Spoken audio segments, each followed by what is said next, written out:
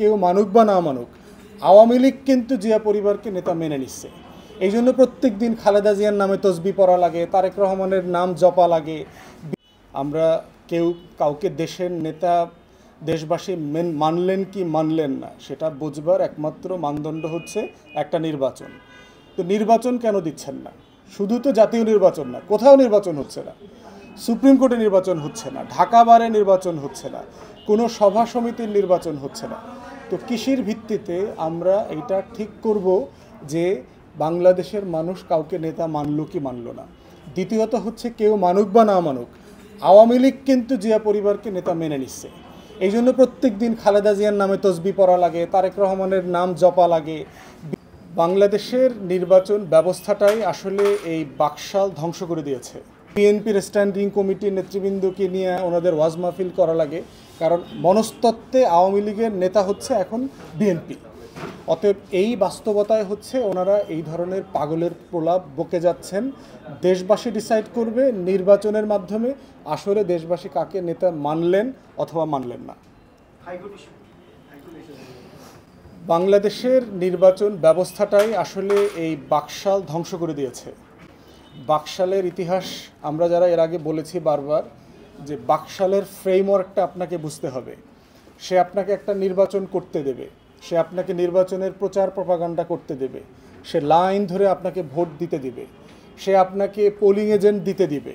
নির্বাচনের সব আয়োজন শেষ করে দিয়ে দিন শেষে বাকশাল ঠিক করে দেবে যে আসলে সভাপতি কে হয়েছে, সেক্রেটারি কে হয়েছে, সম্পাদক কে হয়েছে আর সদস্য কে হয়েছে। এবং দেখেন এটা করে দিয়ে কি করেছে, সুপ্রিম কোর্টে একটা ডিল করার মধ্য দিয়ে একজনকে সভাপতি করছে বিএনপির, আর বিএনপির সেক্রেটারি ক্যান্ডিডেটকে অ্যারেস্ট করেছে অন্য নেতৃবৃন্দকে সহ।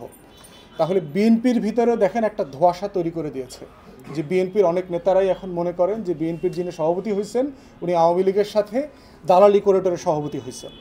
আবার সেক্রেটারি পদে ওনাকে কেন আটকানো হয়েছে, রিমান্ডে নেওয়া হয়েছে, এই নির্বাচনের এই নাটকের পরে যেন ওনার নেতৃত্বে সুপ্রিম কোর্টে আইনজীবীরা কোনো আন্দোলনে না যান। অতএব এখন থেকেই ওনাকে এই বিষয়টাকে নিয়ন্ত্রণ করা। তো এই সব কিছু মিলিয়ে যেটা হচ্ছে যে বাকশালের নির্বাচন পদ্ধতি হচ্ছে যে আপনি সব কিছু করবেন নির্বাচনের, কিন্তু ফলটা আমার, আমি ঠিক করে দেব যে আসলে সভাপতি কে হবে, সেক্রেটারি কে হবে। এটা হচ্ছে বাকশালের নির্বাচনের মডেল। ঢাকা বারেও তাই হয়েছে। বাংলাদেশের প্রত্যেকটা society, welfare association, BGMEA, FBCCI সব জায়গায় দেখেন এই সভাপতি সেক্রেটারি ঠিকঠাক করে দেওয়ার একটা নির্বাচন পদ্ধতি চালু হয়েছে। এটা বাকশালের মডেল।